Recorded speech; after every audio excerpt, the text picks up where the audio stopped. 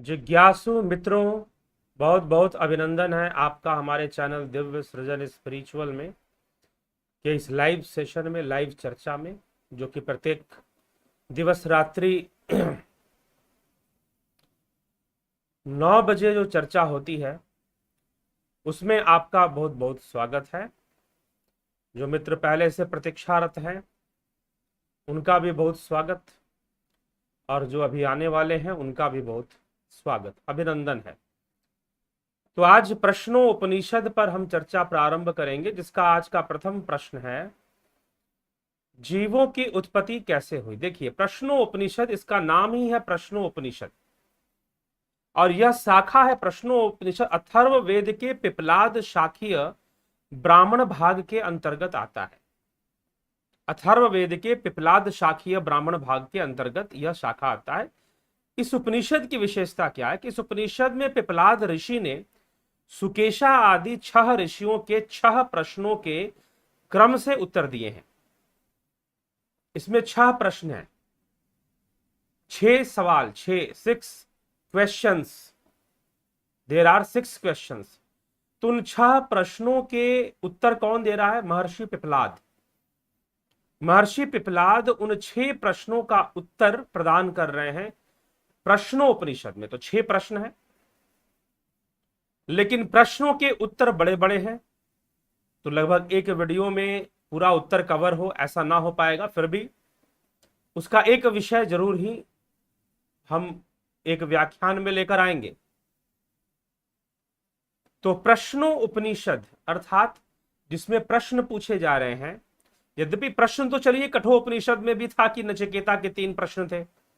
नचिकेता को 3 वरदान मांगने के लिए कहा गया, 2 वरदान उसने तो मांगे, एक तो अपने पिता की प्रसन्नता, दूसरा सूक्ष्म लोक का जो ज्ञान उसने मांगा, देवलोक का, नचिकेत अग्नि के बारे में, और फिर तीसरा प्रश्न उसे आत्मा का ज्ञान चाहिए था, उसे निर्वाण का ज्ञान चाहिए था।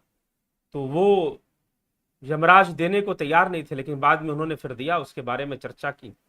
लेकिन यहां पर प्रश्नकर्ता 6 ऋषि हैं। कितने ऋषि हैं? 6 ऋषि हैं, और वो 6 ऋषि 6 प्रश्न करते हैं। किससे करते हैं? एक ही ऋषि से, जिनका नाम है पिपलाद, महर्षि पिपलाद। सुकेशा आदि 6 ऋषियों ने उनसे 6 प्रश्न किए एक एक करके, और उनका उत्तर जो दिया गया महर्षि पिपलाद के द्वारा, वही प्रश्नों उपनिषद का विषय है, वही प्रश्नों उपनिषद का गूढ़ तत्व है, जो इसमें रहस्य बताए जा रहे हैं। चलिए इसका प्रारंभ करेंगे। सर्वप्रथम इसमें शांति पाठ है। और क्या है शांति पाठ के अंदर, उसको देख लेते हैं। ओम भद्रम कर्णेभिः शृणुयाम देवा, भद्रम पश्येमाक्षभिर्यजत्राः, स्थिरैरङ्गैस्तुष्टुवासस्तनूभिर्विषेम देवहितं जदायुः। स्वस्ति न इंद्रो वृद्धश्रवाः, स्वस्ति न पूषा विश्ववेदाः, स्वस्ति न दाक्षो अरिष्टनेमिः, स्वस्ति नो बृहस्पतिर्दधातु। इस मंत्र के साथ प्रश्नोपनिषद का प्रारंभ है। इसका अर्थ क्या है? ओम भद्रम कर्णेभिः शृणुयाम देवा। हे देवगण, देवताओं से कहा जा रहा है, हे देवगण, हम आप सबका, भगवान के साथ आपका भी और परमात्मा का भी यजन करते हैं। कानों से कल्याणमय वचन सुने, नेत्रों से कल्याण देखें, सुदृढ़ अंगों एवं शरीरों से स्तुति करें देवताओं की। हम लोग ऐसा करते हैं, ऐसा कहा जा रहा है। जो आयु आराध्य देव के काम आ सके उसका उपभोग करें, मतलब कि धर्म के काम, आराध्य देव के काम आ सके, जो आयु, वही हम उसी का हम उपभोग कर सके। सब ओर फैले हुए सुयश वाले इंद्र ने हमारे लिए कल्याण का पोषण किया है। इंद्र ही पूषा के नाम से जाने जाते हैं, इसीलिए पूषा, स्वस्ति न इंद्रो वृद्धश्रवाः, स्वस्ति न पूषा विश्ववेदाः, स्वस्ति न ताक्षो वरिष्ठनेमिः, स्वस्ति नो बृहस्पतिर्दधातु, इस प्रकार से लिखा है। तो संपूर्ण विश्व का ज्ञान रखने वाले पूषा हमारे लिए कल्याण का पोषण करें। अरिष्टों को मिटाने वाले चक्र सदृश शक्तिशाली गरुड़ देव स्वस्ति नताक्षो अरिष्ट नेमि। अरिष्टों को मिटाने वाले चक्र सदृश शक्तिशाली गरुड़ देव हमारे लिए कल्याण का पोषण करें। बृहस्पति भी हमारे लिए कल्याण की पुष्टि करें। ओम शांति शांति शांति। इस प्रकार से वर्णन है, क्योंकि ये शांति मंत्र है, शांति पाठ है, तो अंत में ओम शांति शांति का वर्णन है। तो अब यह है, पहले शांति पाठ करने के बाद अब जो है इसका मुख्य भाग क्या है। प्रथम प्रश्न, ऋषियों का प्रथम प्रश्न क्या है, कौन कौन से ऋषि हैं, उनका नाम क्या है और उनके प्रश्न क्या है, उसकी चर्चा। तो उसमें क्या कहा जा रहा है। ओम सुकेशा च भारद्वाज शैवश्य सत्यकाम सौर्यायणी च गार्ग्य कौशल्यश्चा स्वरायनो भार्गवो वैधर्वीकबंधी कात्यायन स्ते हेतय ब्रह्म परा ब्रह्मनिष्ठा परम ब्रह्मानवेशमाणा एष हे वै तत्सर्वं वक्ष्यतीति तेह समितपाणयो भगवन्तं पिपलादमुपसन्ना। इस ओम को जो जानने वाले हैं, उसका स्मरण करने वाले हैं, उससे आरंभ किया जा रहा है। भारद्वाज सुकेशा, भारद्वाज पुत्र सुकेशा, सुकेशा आदि 6 ऋषि, ये पहले भी मैंने बताया। तो इनमें प्रथम ऋषि जो है, 6 ऋषियों में प्रथम ऋषि कौन है। भारद्वाज, महर्षि भारद्वाज के पुत्र सुकेशा। च शैव्य सत्यकाम, शिबिल कुमार का सत्यकाम। गार्ग्य सौर्यायणी, गर्ग गोत्र में उत्पन्न होने वाले सौर्यायणी। कौन कौन, सुकेशा, सत्यकाम और सौर्यायणी। चौ कौशल्य अश्वलायन, कौशल देशीय अश्वलायन ऋषि भी हैं। च वैदर्भी भार्गव, विदर्भ निवासी भार्गव ऋषि भी हैं। कात्यायन कबंधी, और कत्य ऋषि का परपौत्र कबंधी। तो सुकेशा, सत्यकाम, सौर्यायनी, अश्वलायन, भार्गव और कबंधी, ये 6 ऋषि मिलकर किसके पास जाते हैं, तो महर्षि पिपलाद के पास जाते हैं। वे यह 6 ऋषि ते एतः ब्रह्मपरा, 6 ऋषि जो वेद परायण हैं, वेदों में निष्ठा रखने वाले हैं, वे सबके सर परम ब्रह्म की खोज करते हुए, परम ब्रह्म अन्वेषमाणः, परब्रह्म अन्वेषमाणः एष ह वै तत् सर्वं वक्ष्यति इति, खोज करते हुए यह समझकर कि निश्चय ही पिपलाद ऋषि उस ब्रह्म के विषय में सारी बातें बताएंगे। हाथ में समिधा लिए हुए महर्षि भगवान पिपलाद के पास पहुंचे। यहां पर भगवंतम पिपलादम उपसन्ना कहा गया है, अर्थात पिपलाद ऋषि को भगवान कहा गया है।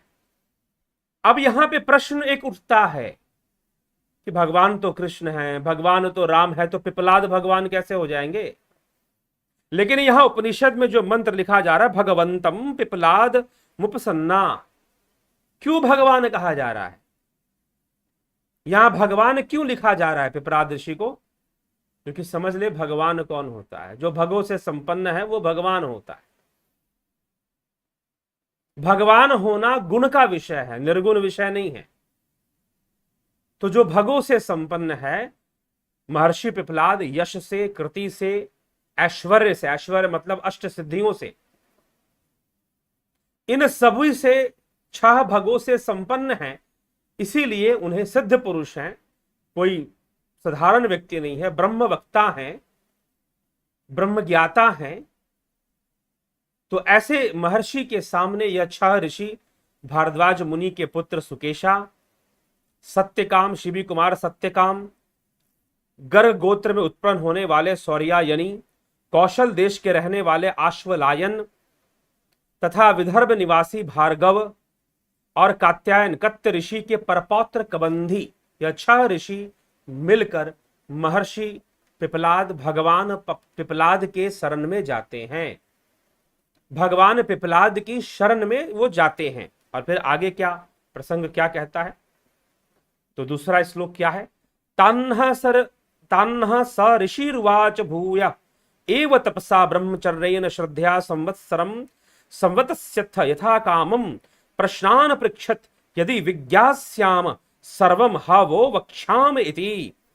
उन सुकेशा आदि ऋषियों से वे प्रसिद्ध ऋषि पिपलाद बोले, तुम लोग पुनः श्रद्धा के साथ ब्रह्मचर्य करते हुए तपस्या पूर्वक 1 वर्ष तक भली भांति निवास करो। अपनी अपनी इच्छा के अनुसार प्रश्न पूछो। यदि मैं जानता हूंगा, उस प्रश्न का उत्तर अगर मेरे पास होगा, तो निसंदेह वे सब बातें मैं तुम लोगों को अवश्य बताऊंगा। एक बात यहां पर यह ब्रह्म ज्ञानी का पहला संकेत। क्या पहला संकेत? कि महर्षि पिपलाद कहते हैं, यदि विज्ञास्यामः सर्वम, यदि विज्ञास्यामः ह सर्वम, यदि मैं जानता होऊंगा तो निसंदेह वे सब बातें तुम लोगों को बताऊंगा। ठीक है, तो निसंदेह वे सब बातें बताऊंगा, यदि मैं जानता होऊंगा तब। तो यदि मैं जानता होऊंगा, तात्पर्य ऐसा क्यों कहा? ऐसा क्यों नहीं कहा कि मैं तो सब कुछ जानता हूं, मुझे तो सारे प्रश्नों का उत्तर आता है, मैं तो सब कुछ पता जानता हूं।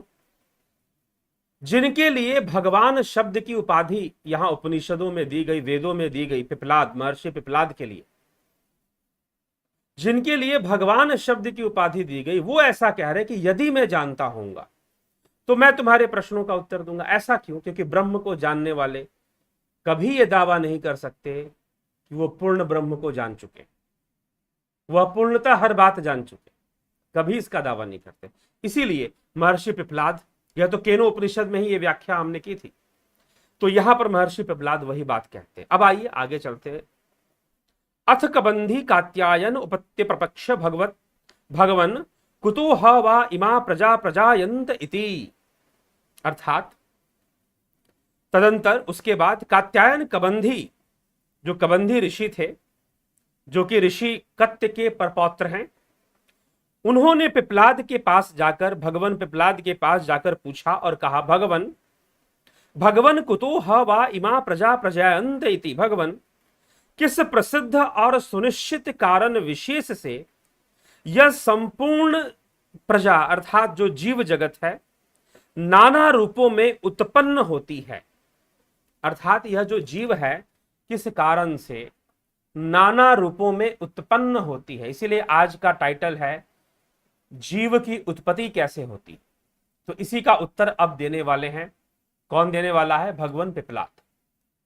कबंधी ऋषि जो कि कत्य ऋषि के कत्य के परपौत्र हैं, उनका यह प्रश्न है कि चराचर जीव नाना रूपों में उत्पन्न होते हैं, मुझे यह बताएं कि जो इनका सुनिश्चित परम कारण है वह कौन है।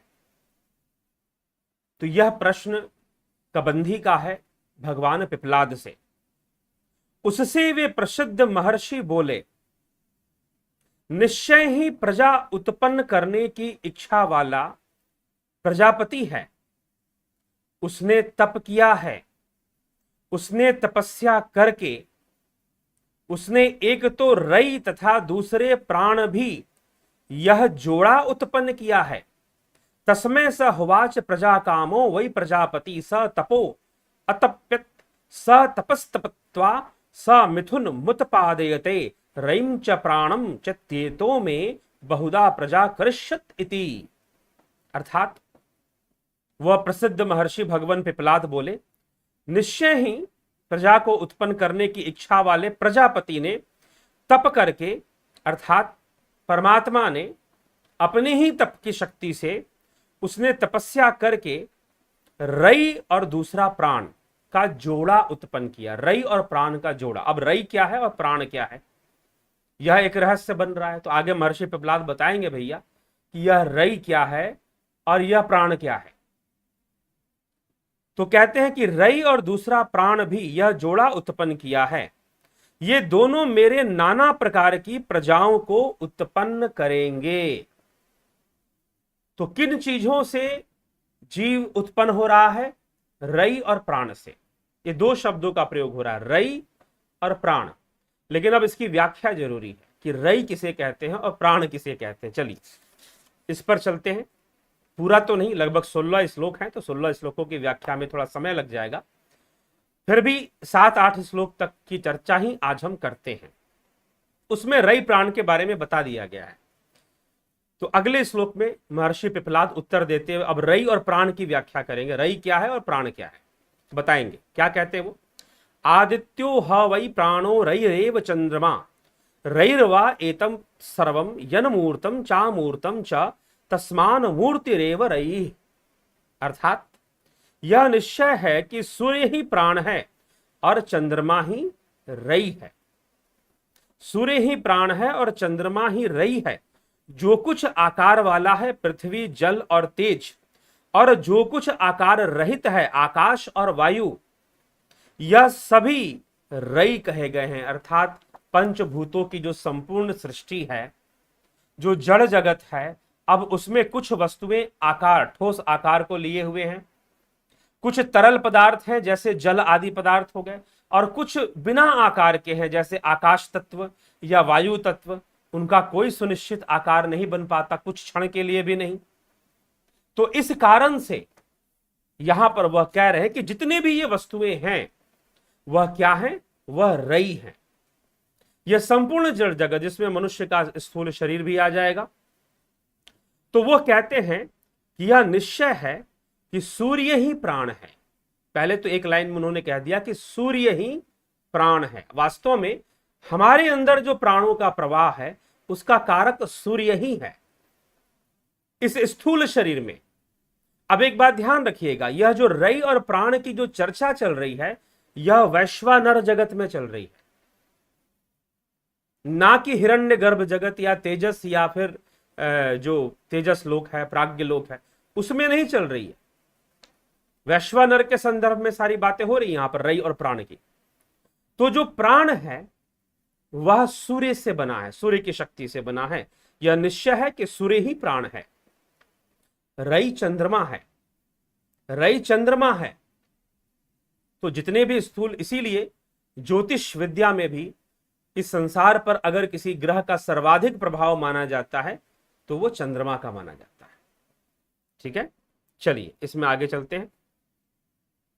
यथादित्य उदयंत प्राचीम दिशम प्रविशति तेन प्राच्यान प्राणान रश्मिषु सन्निधते यदक्षिणा यत प्रतीचिम यदुदीचिम यदधो यदूर्ध्वम यदंतरा दिशो यत सर्वं प्रकाशयति तेन सर्वान प्राणान रश्मिषु सन्निधते। रात्रि के अनंतर होता हुआ सूर्य जो पूर्व दिशा में प्रवेश करता है उससे पूर्व दिशा के प्राणों को अपनी किरणों में धारण करता है। जो दक्षिण दिशा को, जो पश्चिम दिशा को, जो उत्तर दिशा को और नीचे के लोकों को, जो ऊपर के लोकों को, जो दिशाओं के बीच के भागों को, जो अन्य सबको प्रकाशित करता है, उससे समस्त प्राणों को अर्थात संपूर्ण जगत के प्राणों को अपनी किरणों में धारण करता है। ठीक है, अपनी किरणों में धारण करता है। तो अर्थात यह जितने भी प्राण का जो साम्राज्य है, प्राण जगत का साम्राज्य है, उसको बनाने वाला, उसको धारण करने वाले सूर्य देव हैं। वैसे भी अगर हम आज के विज्ञान को समझे, वैज्ञानिक दृष्टिकोण को अगर हम ले आए, तो विज्ञान क्या कहता है? Sun is the ultimate source of energy on earth. तो ये जितना भी फिजिकल वर्ल्ड है, जितनी भी जीव, शरीरधारी जीव हैं, उनके अंदर जो प्राण का प्रवाह है, उनके अंदर जो वैश्वानर अग्नि है, उनके अंदर जो जठराग्नि है जिसके कारण वह जीवित हैं, जो पेट की अग्नि होती है। जब मृत्यु, डॉक्टर लोग मृत्यु की घोषणा तभी करते हैं जब जठराग्नि बुझ जाती है।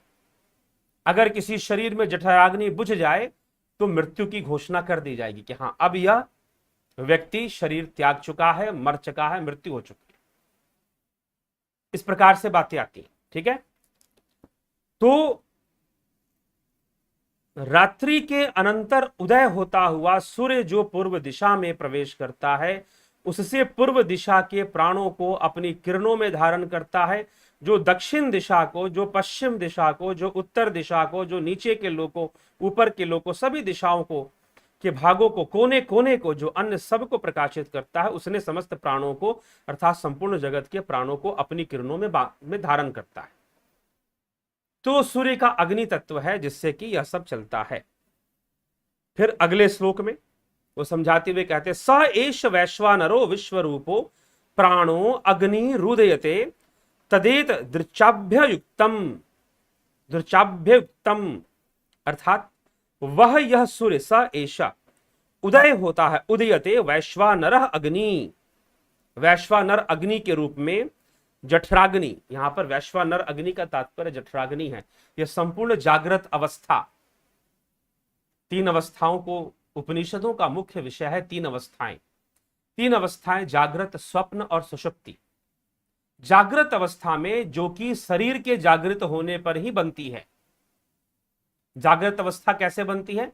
शरीर के जागृत होने पर ही बनती है। स्थूल शरीर के सो जाने पर तो सूक्ष्म अवस्था चलती रहती है। वह यह सूर्य ही उदय होता है।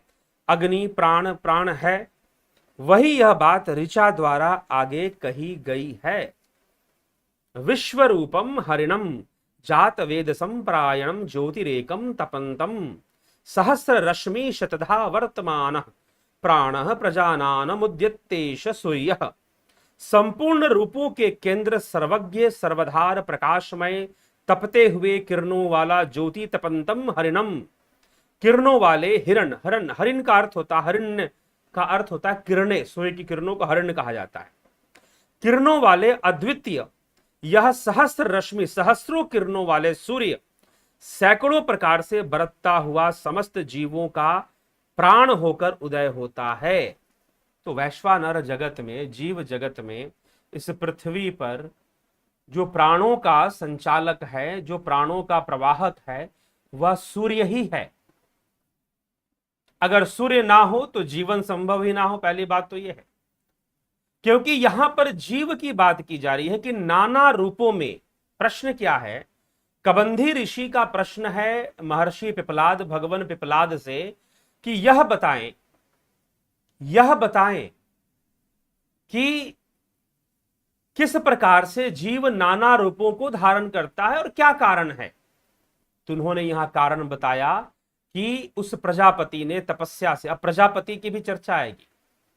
प्रजापति कौन है? वैसे तो परमात्मा के लिए ही शब्द प्रयोग किया जा रहा है, परंतु प्रजापति शब्द अन्न के लिए भी किया जाता है। वो कैसे, आगे चर्चा आएगी। तो उसकी तपस्या से दो चीजें उत्पन्न होती हुई नजर आई, रई और प्राण। प्राण चेतन की अभिव्यक्ति है और रई जो है जड़ की अभिव्यक्ति है। ठीक है? तो रई और प्राण, सूर्य का क्षेत्र रई का क्षेत्र, प्राण का क्षेत्र है। प्राण पैदा करने वाला सूर्य है। स्थूल रूप से स्थूल जगत में जो प्राण है, शरीर के भीतर जो प्राण चल रहा है, वह कौन है? वह सूर्य उसको धारण करने वाला है, सूर्य की शक्ति से प्रकट होने वाला। जो रई है मतलब मन, चंद्रमा मन का कारक है। चंद्रमा मन का कारक है। तो चंद्रमा जो है यह संपूर्ण स्थूल जगत को, कि जैसा अन्न वैसा मन, चंद्रमा मन का कारक होकर मन स्वयं भी स्थूल स्थिति ही बनाकर रखता है। तो मन का जो निर्माण हो रहा है और पंचभूतों का जो निर्माण हो रहा है, पंचभूतों से जो चीजें बन रही हैं, वो सब का सब रई का विषय है, चाहे वह साकार हो या निराकार हो। निराकार कहने का यहां तात्पर्य निराकार ब्रह्म से नहीं है। यहां पर वायु, आकाश जैसे तत्व जो निराकार प्रतीत होते हैं, यद्यपि निराकार नहीं है, लेकिन निराकार प्रतीत होते हैं, तो उनके लिए कहा गया कि जो आकार निराकार, वैसे तो निराकार शब्द का प्रयोग हुआ नहीं है, आकार रहित, जो एक निश्चित आकार में है और एक निश्चित आकार में नहीं है, उनके लिए कहा गया आकार रहित। तो ऐसे संपूर्ण जो सृष्टि है यह रई है, और उनके उन रई के बीच में जीवों के अंदर जो प्राण का प्रवेश है, वह प्राण है जो कि सूर्य से प्राप्त है, सूर्य की किरणों से प्राप्त है, सूर्य की रश्मियों से प्राप्त है। और इन दोनों के मिल जाने से, रई और प्राण का मिल जाने से ही जीव जो है नाना रूपों को धारण करता है, जीव नाना शरीरों में प्रवेश करता है। जब रई और प्राण मिलते हैं तो यह शरीर जागृत अवस्था में आने लग जाता है, शरीर उपयोग के कार्य के लायक हो जाता है और जीवात्मा उसमें प्रवेश कर जाएगी, जीव उसमें प्रवेश कर जाएगी, तो उसने एक रूप धारण कर लिया। तो यही, इसलिए प्रश्न को अगर उत्तर समझ में नहीं आ रहा तो पहले प्रश्न को अच्छे से समझ लेना चाहिए। तो प्रश्न ही क्या था? महर्षि कबंधी का प्रश्न था कि जिससे यह संपूर्ण चराचर जीव नाना रूपों में उत्पन्न होते हैं, जो इसका सुनिश्चित कारण है वह बताइए। वह कौन है, वह कौन सा कारण है जिससे कि यह समस्त जीव नाना रूपों में उत्पन्न हो रहे हैं? तो इतना ही प्रश्न था। ब्रह्म कौन है, ब्रह्म क्या है, यह तो प्रश्न था नहीं। यह जीव कैसे इस शरीर के अंदर टिका हुआ है, मरने के बाद नया रूप धारण कर लेगा, नया शरीर धारण करेगा, नए रूप में चला जाएगा, तो वह कैसे संभव हो पा रहा है? तो यह किससे चल रहा है? रई और प्राण से चल रहा है। रई और प्राण, यहां पर जड़ चेतन शब्द का प्रयोग नहीं है, रई और प्राण शब्द का प्रयोग है, क्योंकि जड़ चेतन मूल तत्वों में गिने जाते हैं।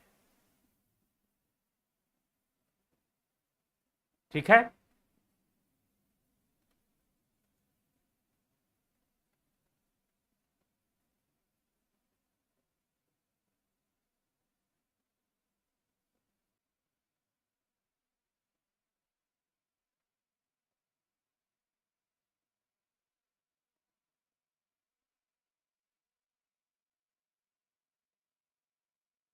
हेलो जिज्ञासु मित्रों, क्या कोई व्यवधान है तो बता दे। अगर आपको वीडियो देखने में कोई व्यवधान आ रहा हो तो कृपया बताएं कमेंट कर कर, या आप देख पा रहे हैं?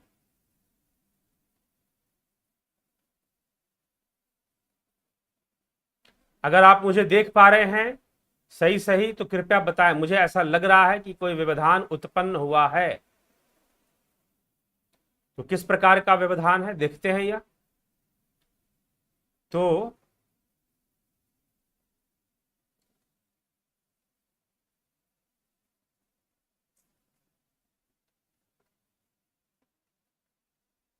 एक प्रश्न मैं आपसे पूछता हूं, उसका उत्तर दें।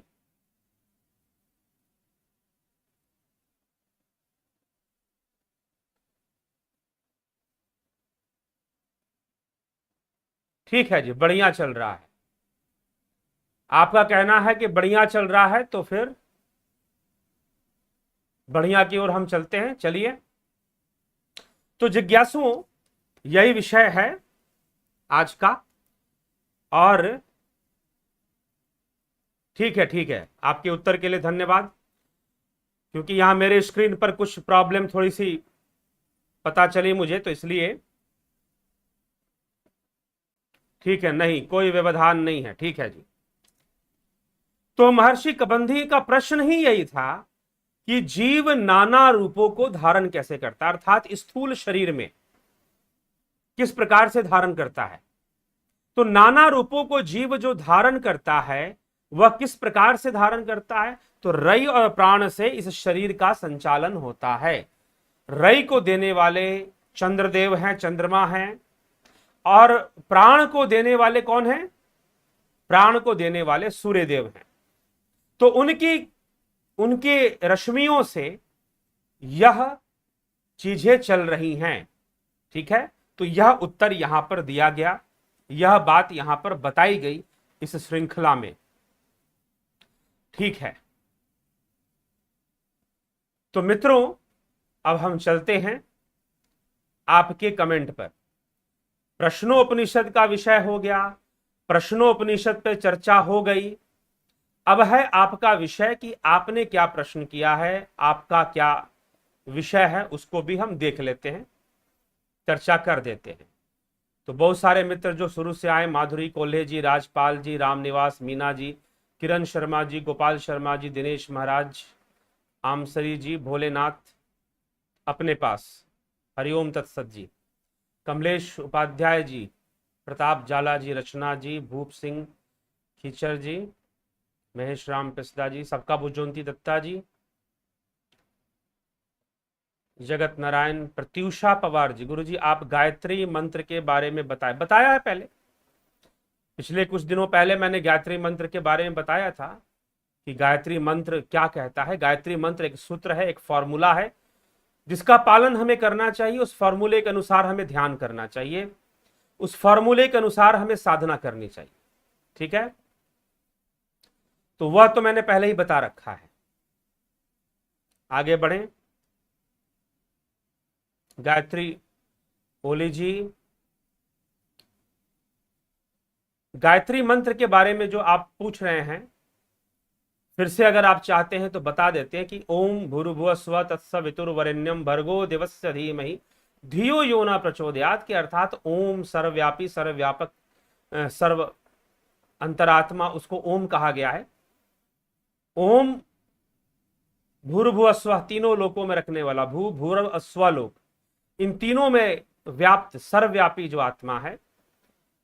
तत्सवितुर्वरेण्यम, वो सविता स्वरूप है, प्रकाश रूप है, उसको जानो, उसका वर्ण करो, उसको धारण करो, अपने जीवन में उसकी धारणा करो, उसकी धारणा करो। तत्सवितुर्वरेण्यम, और धारणा करने के बाद उसका ध्यान करो। भर्गो देवस्य धीमहि तत्सवितुर्वरेण्यम भर्गो देवस्य, वह ज्ञान स्वरूप, वह ज्योति रूप, देव स्वरूप, ज्योति रूप, जो भर्गो ज्योति स्वरूप है, स्वतः अपने आप से स्वयंभू है। वह किसी कोई उसे प्रकट नहीं करता, उस ज्योति रूप को, वह स्वतः ही प्रकट होने वाला है, इसलिए उसे भर्गो देवस्य कहा गया। भर्गो देवस्य धीमहि, उस भर्गो देव कहा गया उसे। देवस्य उसमें जुड़कर उसमें कंजक्शन लग जा रहा है। भर्गो देवस्य धीमहि, उस भर्गो ज्योति का ध्यान करो। धीमहि, ध्यान करने से तुम्हारी बुद्धि का कल्याण होगा। धीमहि धियो यो न प्रचोदयात्, बुद्धि को प्रेरणा मिलेगी। क्या मिलेगी? प्रेरणा मिलेगी बुद्धि को। यह बात यहां पर समझाया गया है, यह बात यहां बताया गया है। ठीक है जिज्ञासुओं, तो यह रहस्य गायत्री मंत्र का है। तो कैसे होगा? जब तक भर्गो ज्योति का ध्यान नहीं करोगे। जाप करना अच्छी बात है, लेकिन मात्र जाप करना अच्छी बात नहीं है। जाप करते हुए आगे बढ़कर उस भर्गो ज्योति का ध्यान भी तो होना चाहिए, वो करना चाहिए। ना हो रहा हो, हमारे जो कोर्सेस हैं, जुपिटर मेंबरशिप, सन मेंबरशिप, आप उसको ज्वाइन कीजिए। उसमें ऐसी साधना करवाई जाती है जिससे कि भ्रिकुटी के मध्य साधक उस ज्योति का दर्शन कर सकता है, उस आत्म ज्योति का दर्शन कर सकता है।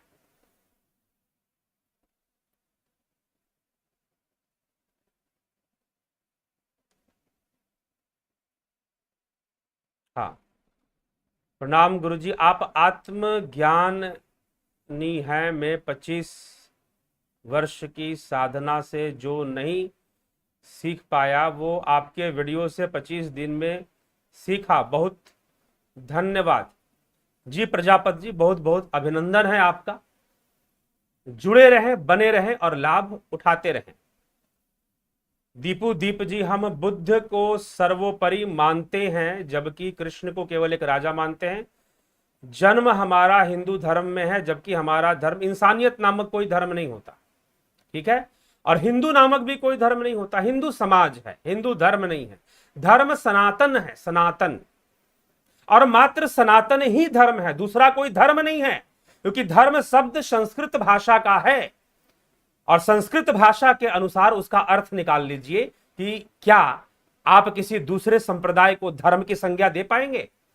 नहीं दे पाएंगे, जब संस्कृत भाषा के अनुसार धर्म का अर्थ जान जाएंगे।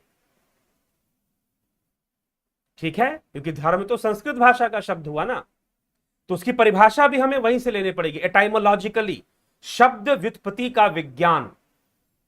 फिलॉसफी के अंदर एक विशेष अध्ययन होता है एटाइमोलॉजी का, अर्थात लिंग्विस्टिक फिलॉसफी में, जहां पर बात आती है विटजेनस्टाइन की, और फिर बात आती है रसेल की।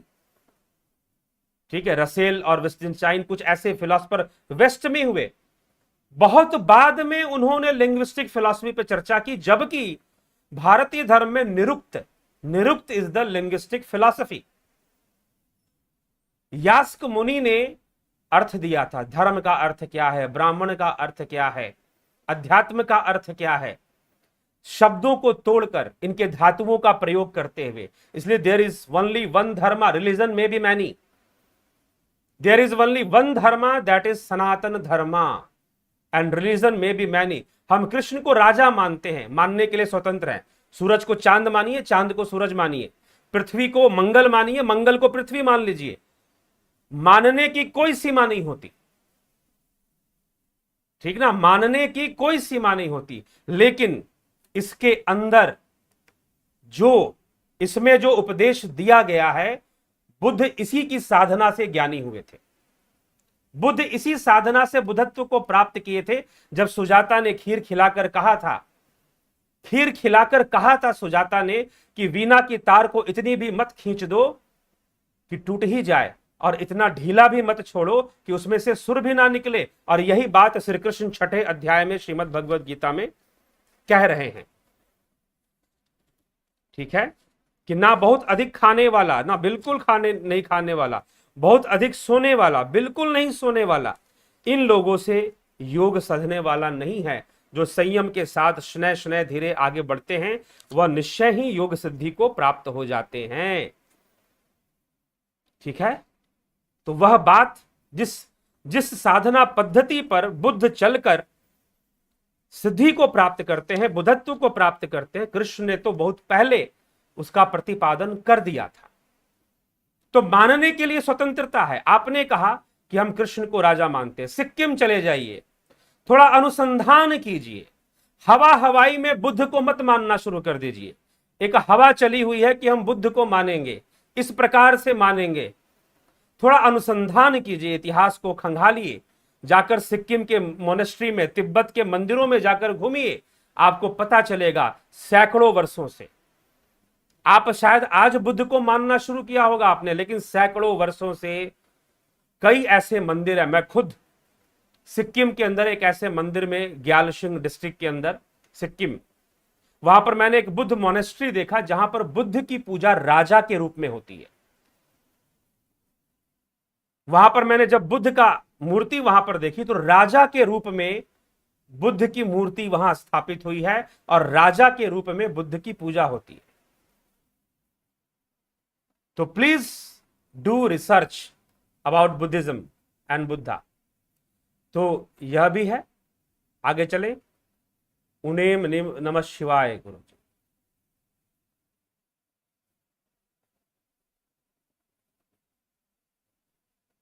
लेकिन प्राणमय कोश तो सूक्ष्म शरीर का भाग है, बिल्कुल। कौन कह रहा है कि नहीं है भाई? कौन कह रहा है कि नहीं है? सूक्ष्म शरीर भी तो सगुनी है, सूक्ष्म शरीर भी तो सगुनी है। और सूक्ष्म शरीर का जो प्राणमय कोश है वह भी सूर्य की शक्ति से है। पंचभूत तो वहां पर भी हैं, अपंचीकृत रूप में पंचभूत वहां पर है सूक्ष्म शरीर में। सही कह रहे हैं। इसलिए हिरण्य गर्भ वास्तव में सूर्य का गर्भ है, वह सूर्य का ही सूक्ष्म लोक है, वह भी उसी पर निर्भर करता है, ठीक है। यही रहस्य है। तो सूर्य को सिर्फ प्लैनेट समझकर, एक तारा समझकर काम नहीं चलेगा। इसलिए विज्ञान ने अल्टीमेट सोर्स ऑफ एनर्जी क्यों कहा है। जीवन टिक ही नहीं सकता बिना सूर्य के। आपकी सोच, आपकी महत्वाकांक्षाएं, आपके सुख भोगने की प्रवृत्ति, इन सब के निर्माता सूर्य देव स्वयं हैं, ठीक ना। अगर बिगड़ गए ना कुंडली में अगर बिगड़ गए तो कोई उनकी बराबरी करने वाला ग्रह नहीं रहता। जो उनके नजदीक में चला गया अस्त हो जाया करता है, उनके तेज से वो अस्त हो जाता है, उसका प्रभावहीन हो जाता है। तो सबसे शक्तिशाली ग्रह भी माने गए हैं, परंतु वस्तुओं पर जो प्रभाव है, जो चलित प्रभाव है, चलित, वो चंद्रमा का चलित प्रभाव होता है, ठीक है। तो यही विषय है। तो प्राणमय को सूक्ष्म शरीर कहीं, ये आएगा, ये विषय स्पष्ट हो जाएगा। अभी मैंने इस पर पूरे श्लोकों को आज नहीं लिया है, काफी लंबा हो जाता। 16 श्लोकों में महर्षि पिपलाद ने 16 श्लोकों में इस प्रश्न का उत्तर दिया है। तो अभी उन 16 श्लोकों में से 8 श्लोक ही कवर हुए हैं, बाकी अभी 8 बाकी हैं। तो कल के व्याख्यान में उसकी भी चर्चा हो जाएगी। कि महर्षि पिपलाद ने कैसे इस विषय को समझाया है। तो चले, नहीं बढ़िया चल रहा है, ठीक है जी, धन्यवाद आपका, बहुत बहुत आभार।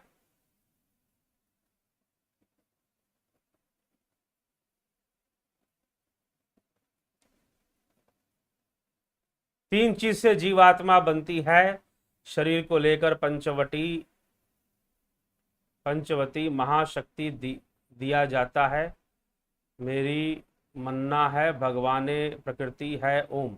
देखो मानने की छूट है, यहां पर चर्चा चल रही है उपनिषदों पर, ठीक है। यहां पर कौन सी चर्चा चल रही है? उपनिषदों पर। कुछ लोग कहते हैं कि मैं मानता हूं, मानने तक सीमित मत रखिए, जान लीजिए मुझे ऐसा ऐसा लगता है, मुझे ऐसा ऐसा होता है, लगता है, मैं मानता हूं। यहां पर चर्चा उपनिषदों पे चल रही है। और जानना है तो फिर यूपी बोर्ड का एग्जाम कब है, जाकर दूसरे चैनल पर देखिए। जो लोग इस विषय पर वीडियो बनाते हैं वो बताएंगे यूपी बोर्ड का एग्जाम कब है, ठीक।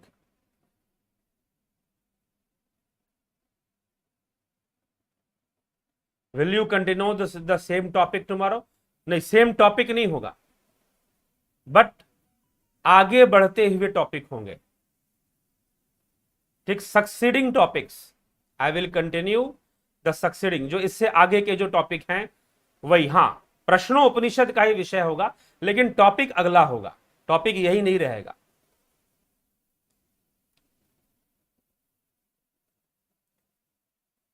क्या भय क्या है?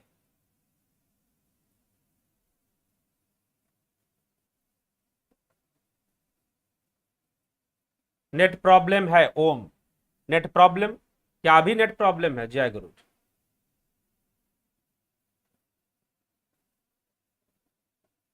काम को लेकर शरीर धाम होता है, प्रांको दिनव्या, ठीक है, दिखाई देना बंद हो गया। क्या आप देख पा रहे हैं?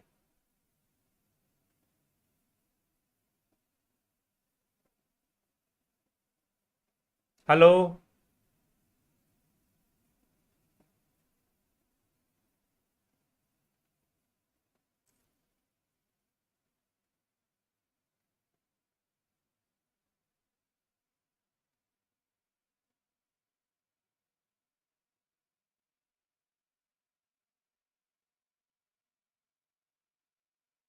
ठीक है मित्रों, प्राणमय कोश तो सूक्ष्म शरीर का भाग है। जी हाँ, इस पर चर्चा मैंने कर दी, पहले ही कर दी कि प्राणमय कोश सूक्ष्म शरीर का भाग है, ठीक है। आप जरूर उसका फिर से सुन ले, अगर ना स्पष्ट हुआ हो दोबारा रिपीट कर कर आप इस वीडियो को देख सकते हैं, सुन सकते हैं, ठीक। ठीक है जी। पीयूष कुशवाहा जी कह रहे हैं नहीं नेटवर्क प्रॉब्लम है, ठीक है। तो अभी इस वीडियो को हम विराम देते हैं, कुछ प्रॉब्लम एरर आ गया इसमें, तो फिलहाल इसको विराम दिया जाएगा, फिर से इस पर की जाएगी चर्चा।